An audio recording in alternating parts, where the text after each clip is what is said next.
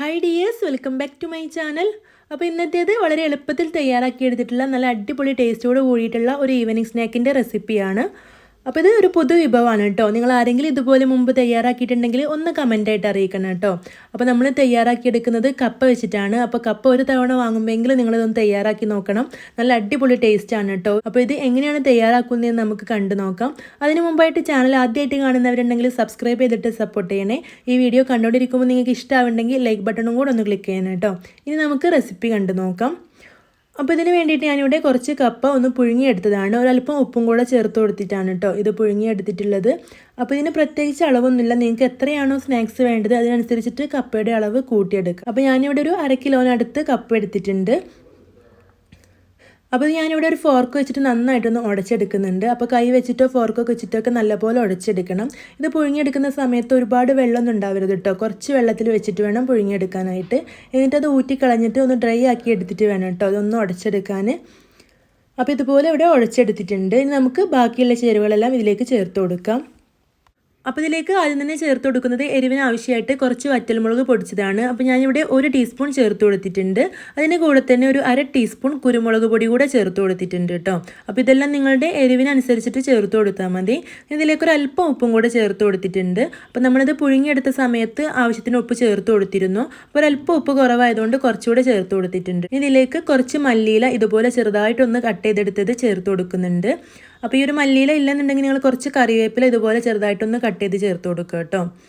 അപ്പോൾ അതും കൂടെ ചേർത്ത് കൊടുത്തിട്ടുണ്ട്. ഇതിലേക്ക് ഞാനിവിടെ കോൺഫ്ലവർ ആണ് ചേർത്ത് കൊടുക്കുന്നത്. അപ്പോൾ അതൊരു 3 ടേബിൾ സ്പൂൺ ചേർത്ത് കൊടുത്തിട്ടുണ്ട്. എന്നിട്ട് ഇതെല്ലാം കൂടി നല്ല പോലെ ഒന്ന് കൈ വെച്ചിട്ടൊന്ന് മിക്സ് ചെയ്തെടുക്കണം.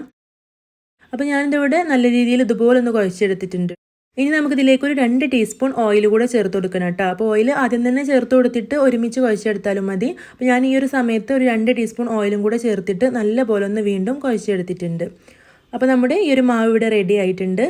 ഇനി നമുക്ക് നമ്മുടെ കൈ ഒന്ന് കഴുകിയ ശേഷം കൈ നനച്ചെടുത്തിട്ട് ഇതിൽ നിന്ന് ഓരോ ഉരുളകളായിട്ട് എടുത്തിട്ട് നിങ്ങൾക്ക് ഇഷ്ടമുള്ള ആകൃതിയിൽ ഒന്ന് ഷേപ്പ് ചെയ്തെടുക്കാം. അപ്പോൾ കൈ നനക്കണം കേട്ടോ, അല്ലെങ്കിൽ ഇത് ഒട്ടിപ്പിടിച്ചിട്ട് നമുക്ക് ഷേപ്പ് ചെയ്തെടുക്കാൻ കഴിയില്ല. അപ്പോൾ നിങ്ങൾക്ക് കട്ട്ലേറ്റിൻ്റെ ആകൃതിയിലോ ഏത് ആകൃതിയിൽ വേണമെങ്കിലും തയ്യാറാക്കിയെടുക്കാം. അപ്പോൾ ഞാൻ ഇതുപോലെയാണ് ഇവിടെ തയ്യാറാക്കിയെടുക്കുന്നത്. അപ്പോൾ ഇതുപോലെ മുഴുവനായിട്ടും തയ്യാറാക്കിയെടുക്കണം കേട്ടോ.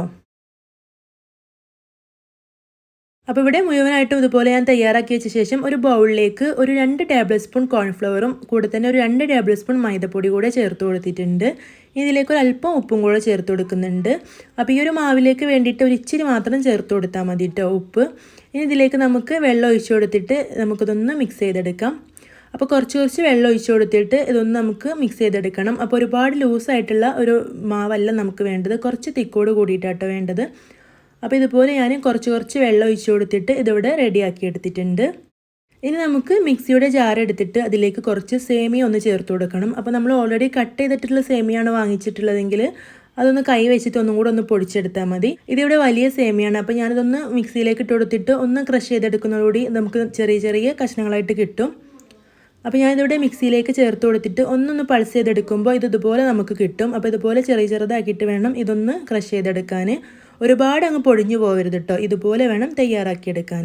അപ്പോൾ നമ്മൾ മിക്സിയിലിട്ടിട്ട് പൾസ് ചെയ്ത് കൊടുക്കണം, അല്ലാതെ ഒരുപാട് സമയം അടിച്ചെടുത്തിട്ടുണ്ടെങ്കിൽ അത് പൊടിഞ്ഞു പോകും കേട്ടോ. ഇനി നമ്മൾ ഷേപ്പ് ചെയ്ത് വെച്ചിട്ടുള്ള ഓരോന്നും എടുത്തിട്ട് ഈ ഒരു മാവിൽ മുക്കിയ ശേഷം ഈ ഒരു സേമിയ കൊണ്ടൊന്ന് കോട്ട് ചെയ്തെടുക്കണം കേട്ടോ. അപ്പോൾ ഈ ഒരു സേമിയ ഒരുപാടൊന്നും കോട്ട് ചെയ്തെടുക്കരുത്, ഒരൊറ്റ ലെയറായിട്ടൊന്ന് കോട്ട് ചെയ്തെടുത്താൽ മതി. ഒരുപാട് അളവിൽ കോട്ട് ചെയ്തെടുത്തിട്ടുണ്ടെങ്കിൽ അത് ഓവറായിട്ട് ക്രിസ്പി ആയിട്ട് പോകും. അപ്പോൾ നമുക്ക് കഴിക്കാൻ നല്ല ബുദ്ധിമുട്ടാവും. ഒരല്പം മാത്രം ഇതിൻ്റെ മുകളിൽ ഒന്ന് കോട്ട് ചെയ്തെടുത്താൽ മതി. അപ്പോൾ ഇതുപോലെ ഒന്ന് ഞാനിവിടെ കോട്ട് ചെയ്തെടുത്തിട്ടുണ്ട്. ഇനി നമുക്ക് ബാക്കിയുള്ളതെല്ലാം ഇതുപോലെ തന്നെ ചെയ്തെടുക്കണം. ഈ ഒരു മാവിലൊന്ന് ഡിപ്പ് ചെയ്ത ശേഷം ഈ ഒരു സേമിയ വെച്ച് ഇതുപോലെ ഞാനിവിടെ മുഴുവനും കോട്ട് ചെയ്തെടുത്തിട്ടുണ്ട്. ഇനി നമുക്കിത് ഫ്രൈ ചെയ്തെടുക്കണം. അതിന് വേണ്ടിയിട്ട് പാനിൽ ഓയിൽ ഒഴിച്ച് കൊടുത്തിട്ടുണ്ട്. ഇത് നമുക്ക് ഷാലോ ഫ്രൈ ചെയ്തെടുത്താൽ മതി, ഒരുപാട് ഓയിൽ ഒഴിച്ചിട്ട് മുക്കി പൊരിക്കേണ്ട ആവശ്യമൊന്നുമില്ല.